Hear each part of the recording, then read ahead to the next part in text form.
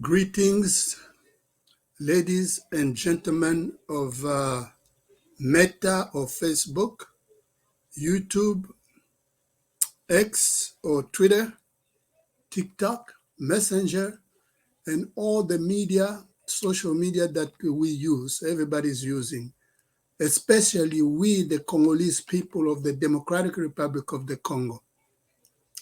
Ladies and gentlemen, this is Professor Yalengi coming to you again from New York City. Again, I'm coming to speak on the issue or the great problems, the great issue, or the great crimes befalling the Congolese people of the Democratic Republic of the Congo, which is a Holocaust being perpetrated by Rwandan Tutsis on the Congolese people. And we are talking about it. We are trying to fight. Number one, to expose it. Number two, to stop it. So I'm coming again to you to give you some of the evidence that I've been sharing with you. Today, I'm going to share with you an article that came out in The Guardian of London.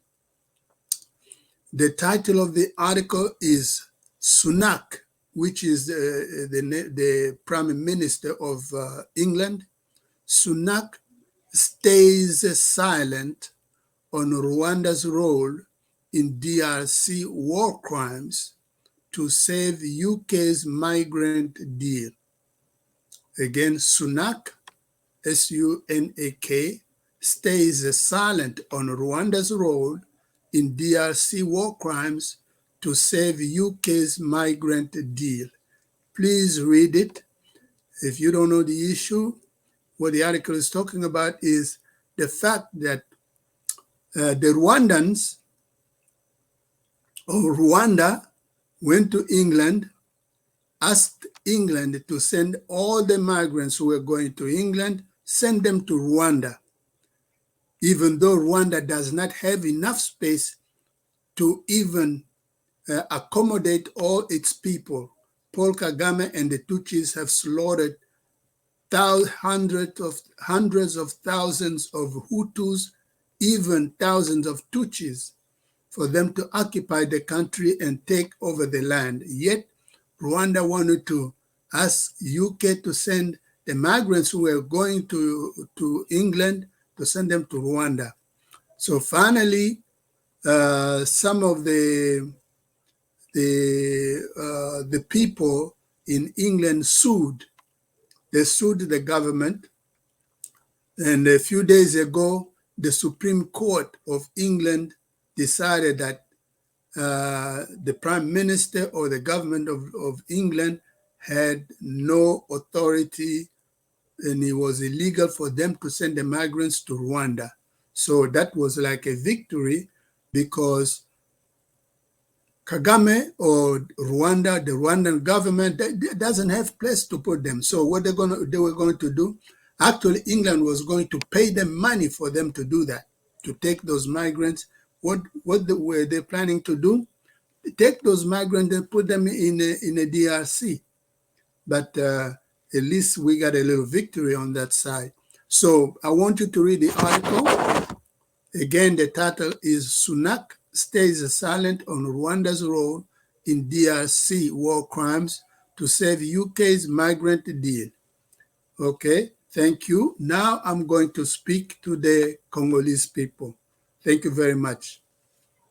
Mbote batata ba mama bandeko bana mama Congo Zaire, oyo ndeko na bino professeur Yalengi na ye lisusu, toyaka lisusu régulièrement te, boyebi ke na belaka, na salaka AVC, nazaka na hôpital na umelaki finalement na bimi na nguya ya Nzambe nde nazali vivant lelo toza ko salaka bemission muke pona ko partager na bino makambo nini oyo ezali koleka pona mboka na biso.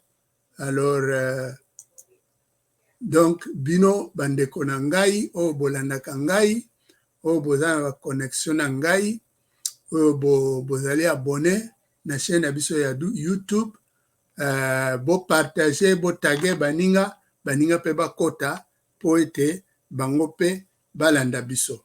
Et puis nasima partager.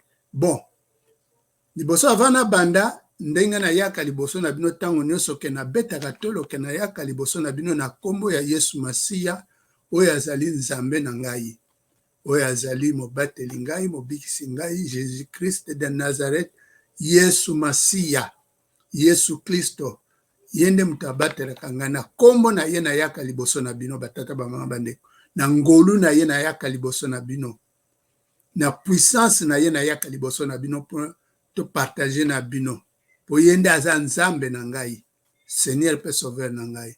Alors, avant to banda liboso na ina yebisa bino muke eloko nini aza koyebisa bato yo ba propriétaire ya ba réseaux sociaux oyo na anglais, aza koyebisa bango likambo oyo boyokaka ke Rwanda akendeke na Angleterre, ba Rwandais ba yebisi Angleterre bafuta bango mbongo, ba migrant nyonso oyo bazokende na Angleterre kuna Angleterre atinda bango na Rwanda, Rwanda azwa bango. Mais Rwanda koza bango otia bango wapi? Bo comprendre que ezali facile na comprendre que Rwanda alinga azwa bango papo atia bango na kati ya Rwanda, alinga azwa bango ale atindi bango na kati na mboka na biso na Congo, parce que objectif ya ba Rwandais tout ezali que ba panza ba bebisa ba mboka na biso ya Congo à tel point que biso ba Congolais tokozala na tente, tokozala na énergie te, tokozala na pouvoir te ya kobongisa mboka comme ça bango ba continuer ko contrôler yango libela selon plan na bango.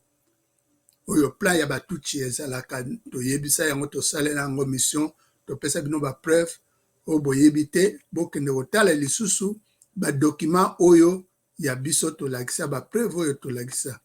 Bona bana oyebisa ko partager article moko ebimaki na The Guardian, journal The Guardian of London, oyo balobi ke premier ministre ya Angleterre oyo Indien wana Sunak ke ye azalaki silencieux po alobela te rôle ya Rwanda na ba crime de guerre oyo ya Congo, Rwanda sali na Congo po na deal oyo ye asalaki na Rwanda. Mais heureusement Cour suprême na bango alobi ke ekosalema te. Cour suprême ya Angleterre a décidé que ça mabe yango na bana partager na Congo. Alors tokota siko na mission na biso, bon na sina beti to na kombo na Yesu na lobela su principe to sala la awa to lobaka que Congolais to Congolaise, Zairwa to Zairoise nyonso oyo lingi tata na yo to mama na yo to tribu na yo to province na yo to mboka na bino to epa yo uta eloko nyonso koleka mama Congo Zaire ozali ko mériter mama Congo Zaire te. Wana principe to salelaka.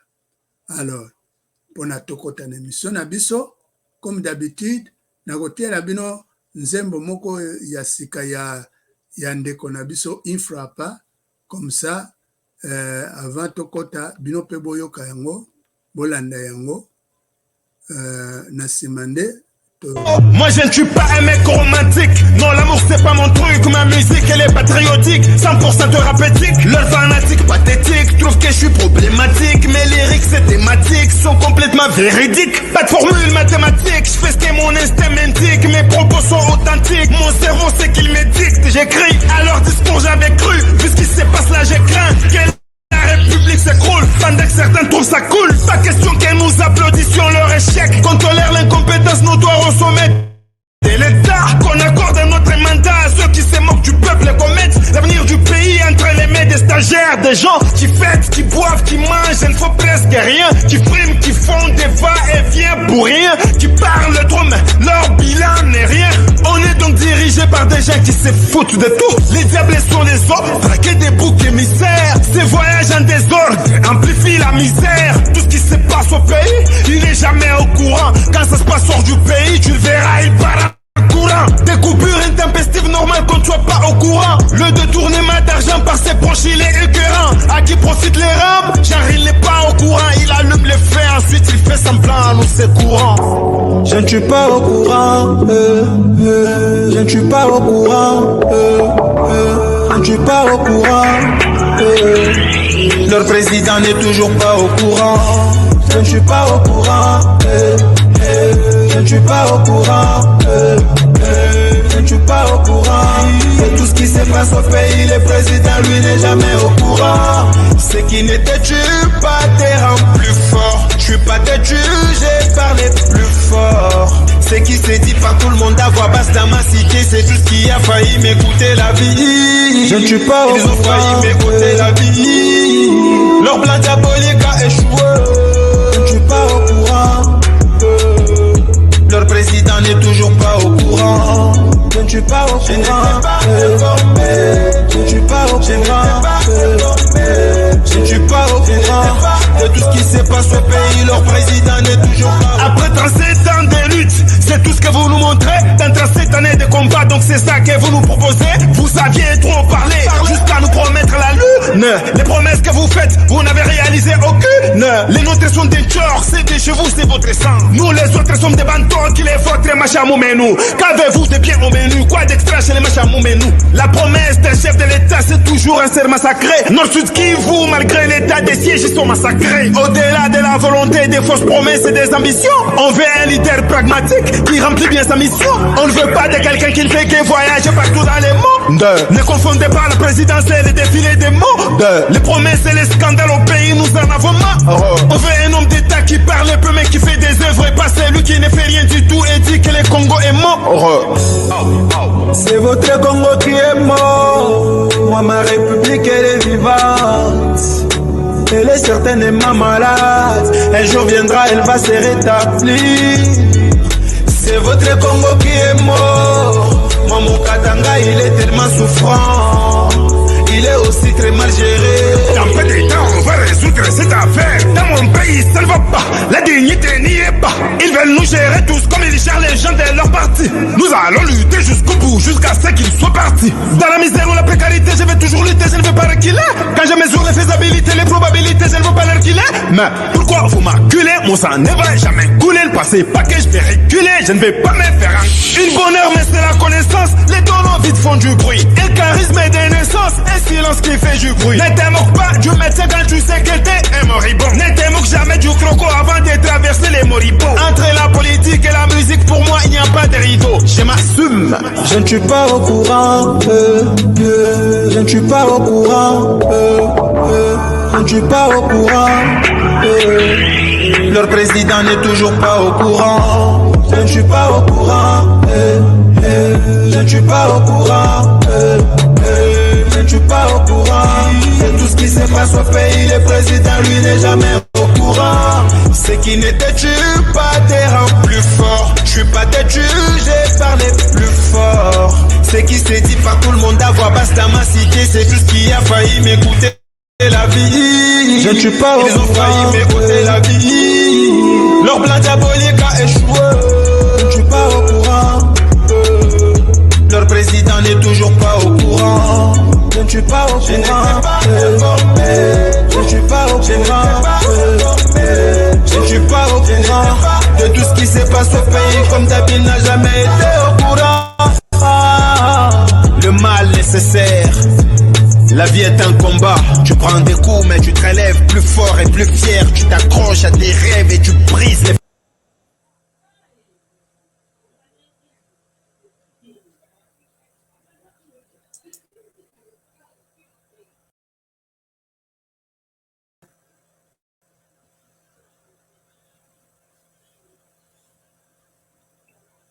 Alors batata bamama bandeko wana ezalaki infrappa ndenge boyoki na nzembo wana je ne suis pas au courant na titre nango na kanisi yango wana boyoki aza kolobela évidemment clairement Félix Tshilombo na politique na ye. Alors to banda émission na biso mokolo ya lelo papa mama ndeko ya mwasi ndeko ya mobali titre ya lelo ezali bandeko campagne oyo ezali kolakisa ke batuchi entre parenthèses Hippolyte Kanambe nde bazali kokontrole RDC. Bon, nayebi bandeko ebele biso toza ebele oyo tokroyaka te na makambo ya baélection parce que ndenge Honoré Ngbanda alobaka, on ne fait pas des élections dans un pays occupé. Bon, c'est-à-dire que mboka na biso eza occupé. Mboka na biso ezali occupé na ba Rwandais Tutsi. Mais ndenge nayebisa bino, na explica bino na ndenge ya ubwenge ke Batuchi bakamataka Félix Tshilombo oyo bayebaka ke azali zoba atanga te, aza mutu alinga viva, alinga kolia, alinga bafeti, alinga masanga, bakotia ye wana po bakontrole ye, ti soki tango ekoki, ye Félix abima akamataki mokonzi azongisela Rwandais Tutsi à travers Hippolyte Kanambe. Toyebi dili wana. Alors, sika oyo, Rwandais Tutsi basalaki nini dans l'entretemps? Bango baza ko contrôler mboka, mais babombami sima ya Félix.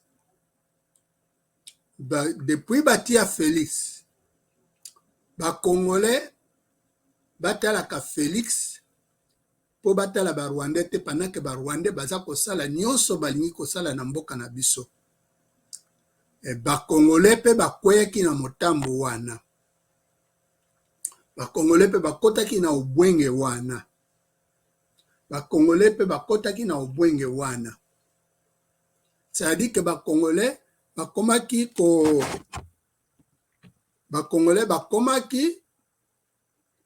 ko lobela Félix au lieu balobela Rwandais Tutsi. Mais Rwandais Tutsi puisque bazwaki pouvoir, bakomaki sûr et certain que bangonde baza ko contrôler mboka ya Congo, babandaki obomba malisusu te na kati ya Congo. Na ngonga moko bakamati un Rwandais Tutsi oyo batutu bayebi kaza Rwandais Tutsi bateye ministre ya défense sous Félix. Félix, pour vous dire que Félix azali couverture à Rwandais, azali wana pona kosalela ba Rwandais. Batiaki ministre ya défense Rwandais Tutsi, bakamati Gisaro oyo tata na yabi misaka kombo ya bana mulenge oyo batutu bayebi kaza Rwandais Tutsi, bapesaki ministère moko wana soki intérieur, soki ya nini wana, akena este kuna kekotia bandeko na ye ba chef ya ba village. Gisaro, Rwandais Tutsi. Bon, bakamati un jeune Rwandais Tutsi ou azali na kombo ya comment il s'appelle encore? O batie bino premier ministre Sama Lukonde, bakamati batie premier ministre tisika oyo aza wana. Nani akotisaka Sama Lukonde na Congo?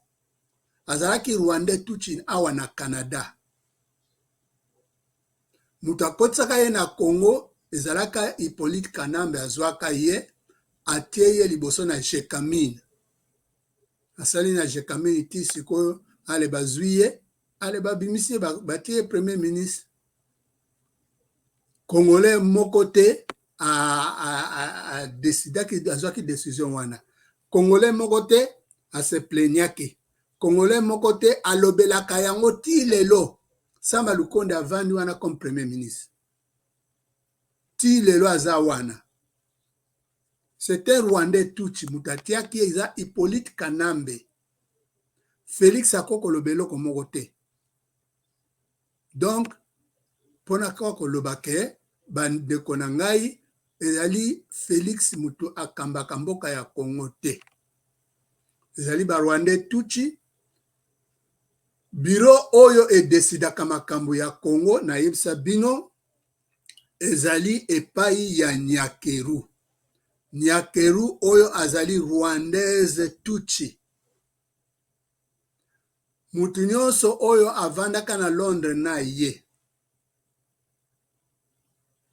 Na tango ya azaka na Londres. Grande sœur ya Nyakeru, rwandaise Tutsi abandaki kosala na ambassade ya Rwanda na Londres batata bamama bandeko. Lelo oyo Barwandais Tutsi, Nyakeru na bureau ya Barwandais Tutsi bakomisa ye ambassadeur ou bien ambassadrice ya Congo soki na Ghana soki wapi. Na mboka na biso ya Congo mutu moko te alobaka likambo wana.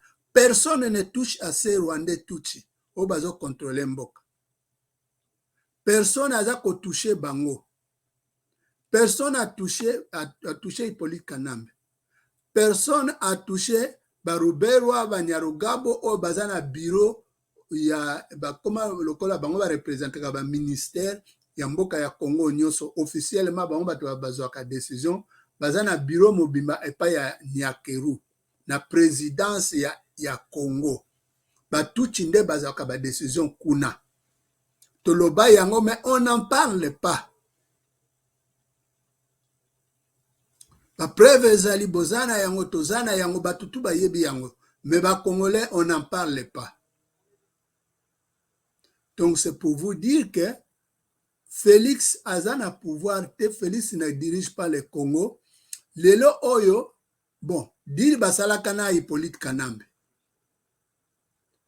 Pour Félix 5 ans après azong sera bon pouvoir Félix elengi ya mbongo ekoteliye elengi ya ko voyager na avion yo fele ekoteli parce que azalaki malgré que tata na ye azalaki mutu ayebanaki Félix azalaki na ye mobola dans ce sens que Félix azalaki na musala te, Félix azalaki na mbongo te, Félix azalaki azana éducation te oyo ekoki kopesa ye position ya munene tata na ye abandaki kutu kosala confiance na ye te ate aye apesa ye pouvoir position moko pouvoir boye jamais. Félix azalaki ovivre na nsima ya basi na Bruxelles ye moko aloba yango. Mais sikoyo elengi ya mbongo, elengi ya pouvoir, elengi ya vie facile, elengi ya vie ya bafeti, elengi ya vie aisée ekoteli Félix aza koluka ndenge nini a dribble ba Rwandais, a dribble Hippolyte Kanambe pona ye atikala na pouvoir. Voilà esika tozali. Donc bato ba bundaka ba combattants balobaka on ne peut pas aller aux élections dans un pays occupé. Tozoloba yango tolobaka yango mais tokoki ko empêcher yango te. Toza na pouvoir ya ko empêcher yango te. Il faut te faire face na réalité.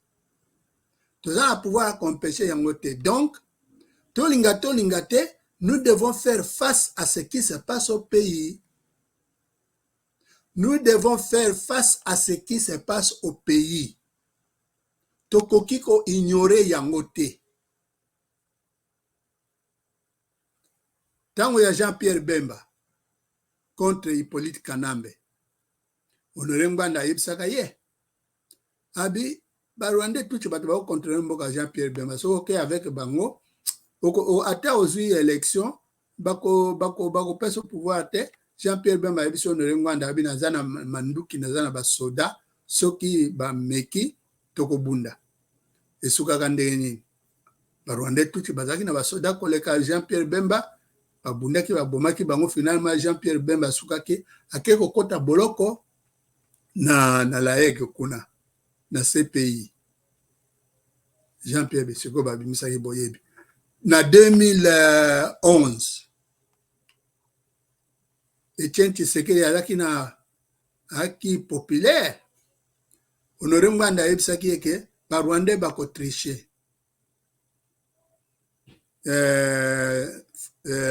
Etienne Tshisekedi alobi soki ba meki ba na kobimisa peuple. Évidemment, comptant sur ce mot d'ordre oyo Félix Etienne Tshisekedi alobaki kopesa peuple, alors Honoré Ngbanda asupportaki ye, biso tout tosupportaki ye.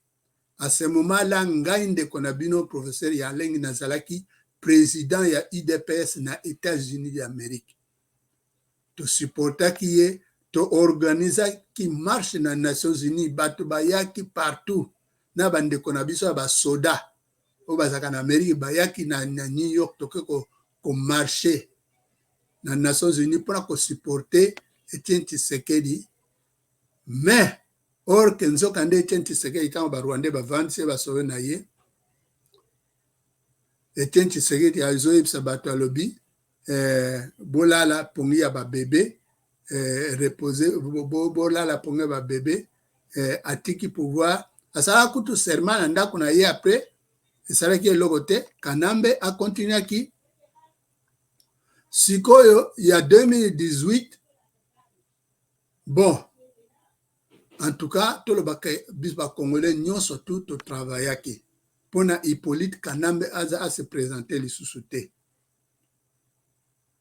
Toyebisa bino ce que nous avons fait ici na tango ya Donald Trump, biso tosololaki na mama oyo azalaki na Nations Unies lelo oyo azali candidate na ba républicain pas comme président, Nikki Haley. Toyebisa bino ce que nous avons fait. Mbote mama France ya Malbo TV matondo mingi. Donc to salaki nyonso esengelaki po ete Hippolyte Kanambe azala susu candidate. Bolandaki yango. Qu'est-ce qui s'est passé? Hippolyte Kanambe a se présenté qui le sous-souté. Mais puisque ndenge na yebsaka bino, les Rwandais tuchi bazana ba think tanks, c'est-à-dire bazana ba bureau d'études, bazana ba bureau oye préparaka biloko oyo bakosala. Soki tosali oyo plan A, soki simbite tokokenda plan B, tokosala boye. Basalaki ndenge nini? Esika nde bakendeki kozwa Félix. Malgré que Martin Fayulu a gagné au batutu balobaki yango, batuchi bakamati pouvoir bapesi na Félix. Nayebisaki bino pourquoi? Parce que bayebaki aza zoba, atanga te, aza sala te, alinga viva, alinga masanga, alinga mbongo, donc eloko na ye nyonso yango wana. Alors, basali ndenge wana, petit Félix, Félix a comme un pouvoir. Lelo oyo biso oyo to lobaka ke boko kene na élection te na peza occupé, toza kosa la face na réalité zo le kanamboka. Bon, lelo oyo balobi ba kene sous élection. Tozo kolanda yango, toza kotala yango. Engolo ba keto travailler à côté te, tozo ko continuer à travailler à côté. Mbote ndeko matula paka. Toujours qu'on continue à côté, bibi malusala koti, ndeko babani kota, matondo mingi. Donc lelo oyo, biso bato tolingaka élection, te photo tala ce qui se passe au pays. Dans ce sens que, bon, bayobi ba okene élection, lelo oyo ba candidat, baza soki 26, o balingi ba kene élection. Nani aza ko organiser élection? Félix. Félix a sali que ndeka barwande tuti babanda kosala ye pe asali ke na seni kuna atia mutu na ye, ndeko na ye, cousin na ye, mutu soki ya parti politique oya IDPS atata na ye aza kuna aza ko préparer fraude po ba fraude. Bon batu bazoluka basala ke dans mbala oyo fraude salamate moutako gagner à pouvoir. Mais les gens oublient que les Rwandais tous ils sont derrière. Et là qu'on a yekolobela awa yango wana batu bazako bosana ke ce n'est pas Félix qui détient le pouvoir. C'est les Rwandais Tutsi. Bon, les hommes principaux bateau toyebi bazako ken élection Martin Fayulu, Dr Denis Mukwege, comment il s'appelle encore, Moïse Katumbi, maintenant Bamususu wana. Mais qu'est-ce qui se passe maintenant? À part le fait que Kadima a préparé fraude pour Félix. Malheureusement pour Félix, malheureusement pour Félix, deal oyo ya salakana Hippolyte Kanambe na Barwandais. Barwandais babosani yango te. Barwandais babosani yango te. Ngana yebisa bino. Banda kala. Que lelo oyo soyi Barwandais balobi Félix akokufa lelo, akokufa lelo. Barwandais soki balobi Félix Tshilombo akokufa lelo, akokufa lelo. Pourquoi? Maloba na ngai te. Ezali simple. Parce que Barwandais tout chinde bavandi na présidence. Parce que moi si oyo abimaka comme moi si ya Félix, Denise Nyakeru, c'est une Rwandaise Tutsi. Azali wana, aza wana teke alingaka Félix. Aza wana teke aza congolaise, aza na posa ya ba congolais. Aza wana teke azali wana pona azali Congo, aza pona bolamu ya Congo. Azali wana pona ko garantir ba intérêt ya ba Rwandais Tutsi na mboka ya Congo. Ba obligé que Félix abala ye. Po abima comme moi sinaye. Félix avanda kana Nyakeru, ce n'est pas parce que alingaka ye. Félix azana parce qu'il est obligé. Pour na yaza la président, Nyakeru azala moi sinaye. Donc, décision ya makambozo le kapabatata wa mama ndeko, ezo ute pa ya Félix c'était. Félix na yebsa bino. Professeur Yombi a yebsa bino. Bon, bato mususu pe, ba yebsaka bino ya okaki pe comment il s'appelle? Fabien Koswani kana banalise na ye, aza ko abandaki pe kolobela yango. Félix, il ne réfléchit pas. Il ne sait pas réfléchir. Il ne sait pas penser. Il ne sait pas discerner. Il ne sait pas analyser. Parce que Félix a une éducation, te batata maman mandeko, aza na ngote. Félix azali wana, azali tala. Et là qu'on sa repère sa discours, ba Nyarugabo va préparer yango, ba pesi yango pa ya Félix, Félix a lobby yango. Biloko nyonso atangaka, mais même ba promesse a pesaka. Ba Rwandais batu balobaka na ye loba boy. Na yebisa bino ke ce tribalisme oyo Félix a koti na mboka ya Congo. Eza outé pa Félix te, et outi na think tank ya ba Rwandais Tutsi na bureau ya Nyakeru, Barubero, Nyarugabo, tous ces Tutsi qui sont là-bas. Na ba Hippolyte Kanambe, tous ils réfléchissent. Bango balingaki kosala nini? Balingaki bakotsa tribalisme na mboka ya Congo, ndenge bango na Rwanda bayokanaka te na ba Hutu. Batutsi na ba Hutu bayokanaka te. Malheureusement pona ba Rwandais. Malheureusement pona ba Rwandais. Ces petits tribalistes oyo nyonso batutsi batomboli bango na sima ya Félix, ce n'est pas tous les baluba. Ezala baluba 4 ya Kasai to ya Katanga, ce n'est pas tous les baluba o bakota na biloko wana. Parce que au Zaïre, next mbaleko ya na hotela bino, moi eloko moko ya Zaïre po boyeba, botala ndenge mboka ya Zaïre ezalaka.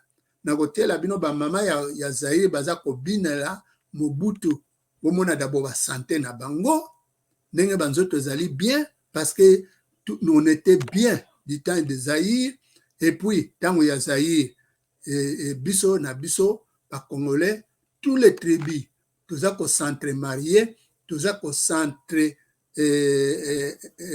related, donc tous à ça la relation entre biso na biso ba tribu au Ponate. Telambo Canabiso peut-être le seul pays, l'un des rares pays de l'Afrique où le tribalisme n'existe pas. Où le tribalisme n'a pas existé, malgré que vous avez plus de 450 tribus. batuti bameki yango mais sikoyo baza na problème parce que bandeko ebele baluba bafinal même ata na kabeya kamwanga bamoni ke Félix aza kokosa bango parce que batuti balingaki jamais kobongisa même un coin de la République démocratique du Congo balingi te omoni soki basali eloko babongisi par exemple epai babanyamulenge bazali na kote kuna babongisi aéroport ya Goma oyo Félix apesa bango bakwe oyo batuti bazali bakota na mboka na biso babongisi yango mais pas bakongolais bazali botala Kinshasa ndenge koma. Donc c'est pour vous dire que Rwandais tuchi batiafiki Félix wana po abuba congolais. Alors maintenant Félix a vu à sali tendenge basalaka deal na batuchi mbote ndeko Lucien Masengo mas ndeko Elok mbote na yo na monaki okomelaki ngai olobi ke tuchi na ba traître bazali mutu moko. Voilà, c'est ce dont je parle maintenant. Ndeko Elok, merci mingi. Donc Félix azali wana biloko tout bomoni ba tribalisme oyo ba Rwandais bakotsaki bango bato basalaki yango po ete balukake bakabola ba Congolais batombola tribu moko bango bakanisaki ke ba Congolais nyonso tout sikoyo bakobanda kobunda contre tribu wana ti mboka ekabwana bayebi te ke biso ba Congolais toyokanaka tobalanaka tovandaka esika moko malgré que les petits obazuka mieto oyo Félix azopesa bango baronde bapesa bango ils sont là-bas pona kolobake biso pouvoir à biso baluba. Mais maintenant tango ekoki ya kobongisa deal 5 ans ekoki oyo Félix apesa azongisela bango pouvoir. Félix apesi bango pouvoir ngote debiseki bino Félix elengi ya mbongo ekoti ye elengi ya pouvoir ezwi ye elengi ya kotambola na avion n'importe où kokende ba Dubai kokende ba pire bisika nyonso kokende biyenga ekoti ye yesu balinga atika na pouvoir. Mais pona ba Rwandais tuti dili basalaka ezali ndenge wana te. Donc je répète, soki batuti balobi ke Félix akokufa lelo, Félix akokufa lelo. Pourquoi? Parce que Félix aza na lo basimba ye na loboka ba Rwandais tuti. Ce sont les Rwandais tuti ba contrôler ye. Ni akeru aza wana soki wa tuti balobi bon Félix ango tangu na ye koki allez ni akeru tia moi ba poussière na kafulu ya Félix. Na monaki professeur Yombi alobi azolambela Félix soupe ya Milo. Bon, monsieur Isukosko batuti biso balobi ale niakeru tiale moi poussière na soupe ya Milo. Félix akoyeba te. Félix akolia yango lobi omona Félix abandi kobela omona Félix akufi balobi président akufi peut-être po aliaka mingi o po azwa tiaki po mingi mais akei. Mais alors mboka kotika na mboka banani. Voilà, c'est là où nous sommes. Maintenant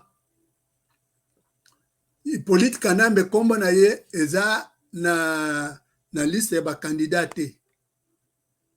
Bakandidat principal boyebi yango. Bo pareti ya 26 candidats nalandaki Fabien Koswanika atangi quelques principaux candidats ya minene alobi ke nyonso batikali wana Fabien Koswanika bengi bango bakandidat alimentaire. Bakandidat alimentaire, c'est-à-dire bakandidat bazana babeleka pona kolia, ils sont pas de vrais candidats, mais les principaux candidats batata bamama bandeko boyebi bango. Parmi ces candidats, biso batu tolinga ba élection te. Mais oyo tolingi totala ce qui se passe au pays. Makambo zo kana mboka batata total à ce qui se passe. Je répète que Hippolyte Kanambe n'a pas touché bango basa ko contrôler masolo na Congo. Voilà ce qui se passe maintenant. Puisque Félix alingi kozongi sa pouvoir te. Félix a ota mutu makasi. Asa te bande kona ye wana pona ye aleka na élection. Bo siko soki ba éliminer ba touchi ba éliminer ye nani akoleka. Donc il faut qu'il y ait des élections. Kadima a sa pouvoir na nani. Voilà. Maintenant, les candidats principaux, ezali, comment il s'appelle, Moïse Katumbi, ezali Matata Mponyo, ezali Martin Fayulu, ezali Dr. Denis Mukwege, ezali Denis Sesanga, na ba candidat alimentaire. Qu'est-ce qui se passe? Batata Bamamandeko. Ce qui se passe, c'est ceci. Puisque ba Rwandais baza ko contrôler mboka. Batuchi baza na pouvoir te. Boyo kanga malamu. Hippolyte Kanambe apesi aza ko pesa mot d'ordre. Libosa apesi mot d'ordre Matata Mponyo parce que aza mutu ya ba Rwandais tuchi mutu ya Kanambe. Bapesi ordre Matata Mponyo a supporté Moïse Katumbi. Parce que Moïse Katumbi azali, oyo azali directement ko travailler na Rwanda. Na Rwanda tuchi na Congo na Hippolyte Kanambe oyo aza président na ye. Bosoyoka Moïse Katumbi alobaka il ne trahira jamais Hippolyte Kanambe. Donc sikoyo batuchi bapesi mot d'ordre Hippolyte Kanambe bapesi mot d'ordre. Na Matata Mponyo a supporté Moïse Katumbi. Hippolyte Kanambe a pesi mot d'ordre na Vital Kamerhe parti na ye INC ba supporté Moïse Katumbi. Na quelques autres candidats ba pesi ba mot d'ordre ba supporté Moïse Katumbi. C'est-à-dire pona bango sikoyo pona bango ba garder pouvoir puisque Félix pona bango les a trahis alors balingi ba comme ça Moïse Katumbi a pouvoir comme un sikawana. Voilà ce qui se passe batata ba mamandeko. Mais comprenons que Moïse Katumbi azali congolais te. Moïse Katumbi azali un juif zambien. Biso to sala émission to pesa ba preuve awa pona kolakisa ke Moïse Katumbi mama na ye aza zambienne, tata na ye aza juif oyo ayaka na Congo kuna, oyo ayaka kosala ba business kuna, ye atiaka mama ya Moïse Katumbi azalaka domestique na ye, atiaka ye zemi nde abotaki Moïse Katumbi. Chef du village moko na Zambie aloba ke Moïse Katumbi aza neveu na ye. Donc grand frère ya mama ya Moïse Katumbi. Moïse Katumbi doit la richesse qu'il a na Hippolyte Kanambe. Sa survie ezali na maboko ya Hippolyte Kanambe. Donc bon comprendre, to comprendre. Voilà ce qui se passe au Congo batata ba mamandeko. Donc maintenant Hippolyte Kanambe na ba Rwandais tuchi baza kotia focus que Moïse Katumbi abima comme président. Bon maintenant kadima oyo aza kosalela Félix. Soki lelo Félix akufi ba Rwandais tuchi ba bomiye. Bon kadima akosalela nani? Est-ce que akosalela ba Rwandais? Est-ce que akopesa pouvoir na Moïse Katumbi? Toyebite. Toyebite batata ba mamandeko. Mais sika oyo Félix aza kosala campagne que ye asali musala pendant ces 5 ans. Kasali musala pendant ces 5 ans. Boyokaki RFI a lobby que Félix baza ko kende kozwa biloko za na ba pays arabe, biloko za même na soki na Chine, soki wapi, baza kokanga ba photo na ba pays africain soki na Côte d'Ivoire ou quelque part comme ça baza kozwa biloko wana baza kotia yango keza ba réalisation ya Félix. Bon, batielaki biso eloko moko nalingi na partager yango na bino o bomonaki yango te pona bomona qu'est-ce que Félix aza kotia comme réalisation na ye, c'est-à-dire accomplissement na ye tolanda. Félix Tshisekedi, qu'il est pour l'instant non seulement le Congolais le plus dangereux et le plus nuisible pour la République démocratique du Congo. Notre compagnie nationale se dotera bientôt de nouveaux aéronefs pour agrandir sa flotte afin de mieux desservir le Congo profond.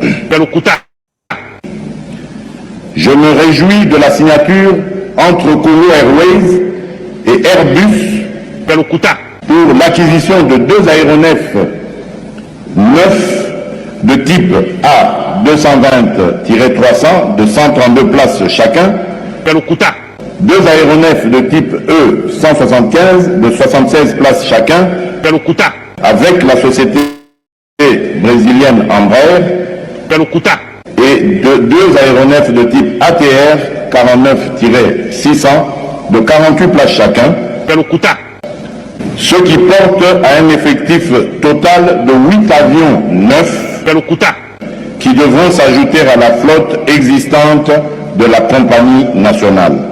La première livraison interviendra en décembre 2020.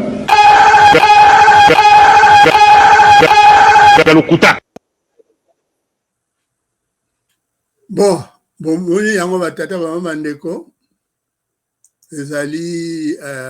ezali ba promesse Félix abana wasala ba promesse ebele boyebi esalama te yango na partout azokende campagne bazo yebisa ye ke aza lokuta aza moyibi akosa asala eloko te. Donc maintenant ye aza na problème peuple balingi ye te. Donc officiel soki élection salami lelo il y a qu'à gagner. Mais il y a maintenant une compétition entre les Rwandais, Tutsi et Félix. C'est-à-dire que Rwandais Tutsi, bayebi que Félix se fait respecter d'il basalaka sokite bako éliminer ye. Soki be éliminer ye, kadima akosale la Rwandais Tutsi ou bien akosale la mboka ya Congo, c'est la question qui se pose. C'est la question qui se pose. Si ko ba Rwandais Tutsi baza ko lobake batutu o baza ba candidat ba supporter Moïse Katumbi. Donc à part je crois Martin Fayulu na Denis Mukwege, donc ba Rwandais Tutsi balingi batutu ba supporter Moïse Katumbi. To éviter ceux qui ba ko convaincre pe Martin Fayulu to Denis Mukwege ba supporter Moïse Katumbi, c'est-à-dire tout tu vas garder pouvoir na mboka na biso. Donc patata mama ndeko biso bana ya mama Congo Zaïre oto yebi ke mboka za na maboko ya bapaya. Il faut totala qu'est-ce qui se passe au pays.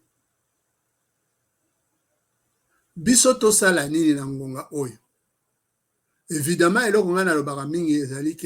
il faut continuer à exposer Rwandais Tutsi, à exposer Bango, à exposer Bango. Na mboka ya Congo, évidemment, ba candidat wana nyoso tu ba yebi ke ce sont les Rwandais Tutsi qui contrôlent le pays. Mais balobaka ngote, bako loba ngote, bako loba yangote. Parce que ndenge toyebi biso nyonso tu soko balobi yango bazali baza kokufa. Bon, est-ce que Rwandais Tutsi bako permettre que muto oyo bingo bango bazo contrôler ta pouvoir?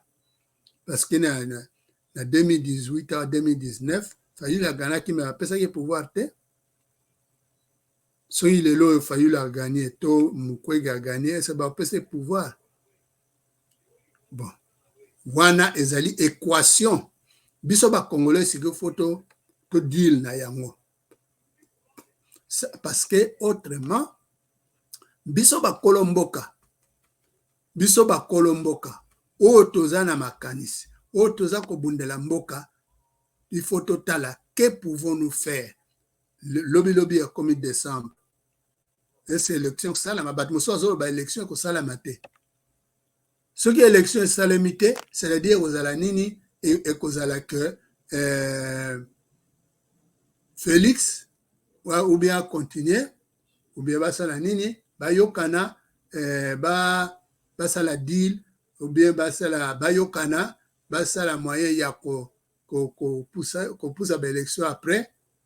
Donc il faut qu'il fasse quelque chose. Décembre ezali awa. Mais eloko mosusu oyo esalaki ke Hippolyte Kanambe atia candidature te na 2018 ezalaki pression ya bakongolais. Pression ya bakongolais biso na Amerika awa bana poto kuna na mboka ya Congo, pression wana. Et je vous dis, gouvernement ya Donald Trump bayebisaka Hippolyte Kanambe kokotia sous candidature te na 2018. Yango wana atiaka te. Yango wana bakendeke na plan B, bakendeke ozwa Félix Tshilombo. Donc sikoyo biso toza kosala nini pona mbula oyo ya 2023 batata mama bandeko. Parce que solution naloba ni écoute. Biso batu to croyaka. Biso ba croyant o to sambelaka. To lobaka ke Nzambe aza ko contrôler nyonso zoleka na mokili oyo. Nzambe oyo asala mokili a le pouvoir de tout contrôler. To lobaka ndenge wana. Mais biso peuple, il faut to sala quelque chose. Biso peuple, il faut to bunda. Biso peuple, il faut to loba. Biso peuple, il faut to sambela. Parce que victoire et outaka na ba oyo ba croyaka que nous sommes capables, notre Dieu est capable de nous aider. Donc, lelo oyo, nena expliqué bino, tout ce monde-là, baza nzinga ya soba déjà l'élection, matata mponyo, même Denis Sesanga, mais azaka mutu ya RDC Goma. Donc, il doit tout au Rwandais. Kamere, azali Rwandais, Rwandais, Burundais, ndeko na biso, comment il s'appelle? Mubake. Ayebisa ba Congolais vis-à-vis eza na vidéo. Ayebisa bino ndeni akendeke na Rwanda, ake na Rwanda. Azaka na Rwanda 2 ans etienti sekala tindaka ekuna. Mubake alobi ke ake kokuta ba Rwandais ba set up Vital Kamerhe ayebaki te ba memi Mubake balakisi ba bitala Vital Kamerhe azolia na ba Rwandais tuti bazoswa na Kinyarwanda. OK? Mubake aloba yango. Mubake apesa kombo ya mboka ya bakoko ya Vital Kamerhe na Rwanda. Batuchi bapesa yango aloba asala émission na Kinshasa ti lelo oyo Vital Kamerhe a discutaka te a defiaka te Mubake alobaka Mubake okosaki jamais. Vital Kamerhe aza ya Congolais te aza Rwandais. Mamso Burundais mais Mubake balakisaki mboka na ye na Rwanda. Mubake aloba yango. Sigo Vital Kamerhe ye wana aza ko supporter Moïse Katumbi. Par ordre ya Rwandais tuche. C'est-à-dire que Denis Sesanga ko supporter pe Moïse Katumbi. Matata Mponi aza ko supporter Moïse Katumbi. Donc tout ce monde là au Bazali sous na loboko batuchi basimbi bango, ils vont faire ce que les Rwandais tuche leur dit. Donc sigo Félix aza na problème na ba Rwandais tuche. biso ba congolais oyo tolingaka mboka tosala nini, mais il faut totala yango, il faut pe toloba bisika tozali, parce que nga na elakisa bino awa qui contrôle le Congo, na sina loba yango mbala mingi, na présenta bino yango mbala mingi, qui contrôle la RDC, hein? Donc bino nyonso boyebi na lakisa bino yango. Premièrement, bato misato oyo Rioseri Tubohaburua na gauche, celui qu'on appelle Museveni. Na ebite na lakisa na tobimisa ba preuve awa na yoka kaka Kerwin Mayuzo ya komitata mapasa congratulations, yende mutabana ko benga Museveni Rioseri Tubohaburua. Na kati kuna Hippolyte Kanambe tango azali petit, sikoya koma na mwa mandefu ya pembe lokola ntaba, ye wana na kati na droite Paul Kagame oyo azali wasali holocauste na Congo grâce na yena bango misato. Voilà les gens qui décident.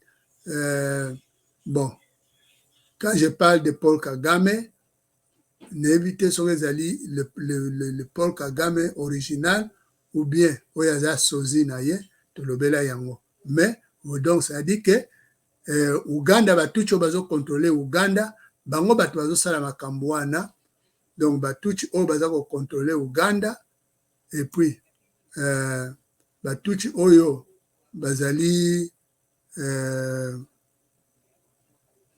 ko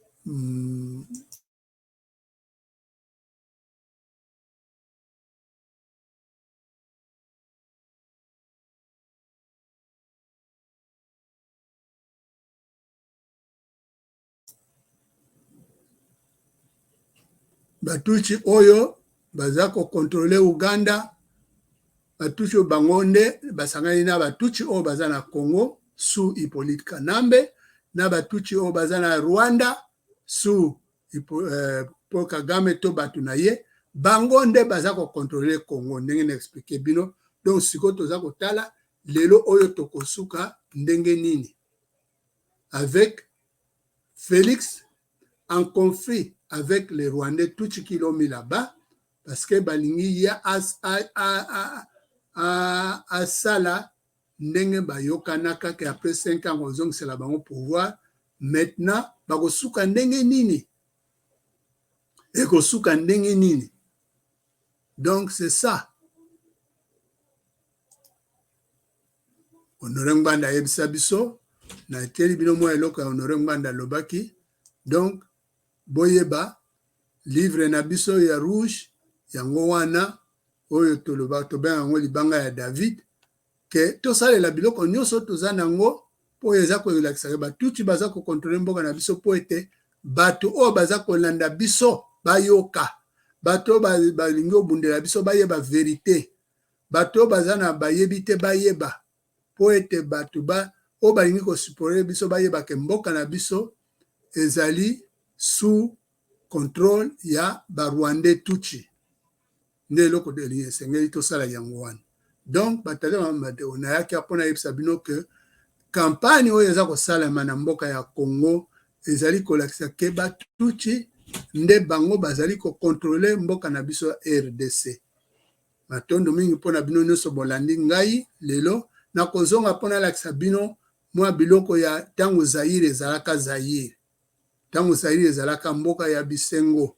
Quand les gens disaient voir les Congo na Kinshasa avant de mourir. Donc nakoya po tosala mwa émission mususu kala mingi te. Merci mingi ndenge bokoti bo partager émission bandeko pe bazwa yango po ete bandeko pe bayeba ce qui se passe na mboka na biso. Matondo mingi bokomela ngai na YouTube so boza na motuna to na WhatsApp boyebi numéro na biso WhatsApp eza wana na écran à côté ya professeur Yalengi. Donc bokomelanga biso bolanda biso bo partager émission. Nzambe azala na bino bandeko na ngai matondo mingi. Nzambe azala na bino ndeko eloka aza koloba ndenge tobanda koloba ke tokende révolution ekosalama ndeko révolution ça la révolution ndeko Elok, mais dans l'entretemps il faut total qu'est-ce qui se passe au pays. Donc yangwana na pesi bino matondo mingi ndeto solo mbala sima nzambe ya Congo azala na bino, nzambe ya bakoko na biso azala na bino, nzambe oyo apesaka biso mboka ya Congo azala na bino, abatela mboka na biso Congo po bapaya bazwa yango te, to benga na ba Rwandais, to benga na bapaya nyonso oyo baza kuna pona konuire mboka na biso, to kanga ba oyo baboma ba Congolais, kobanda bakanambe ba Rubero, tout ce monde, même ata oza Congolais, soki yo participaki na liwa ya ba Congolais, tokokanga yo, tokosambisa yo, soki boloko koti, soki pe koboma yo, donc peine capitale, ou passer na peine capitale. Nzambe ya mboka na biso, nzambe bakoko na biso, nzambe ya vérité, nzambe oya justice, aza na bino nyonso asunga biso, ti kuna victoire ya mboka na biso, to récupérer mboka. Voilà. Alors na lobi na bino ingeta, ingeta, ingeta. To lemba te, to tika te, to pona kobunda pona mboka na biso, batata ba mama ndeko ingeta, to soloni mbala sima.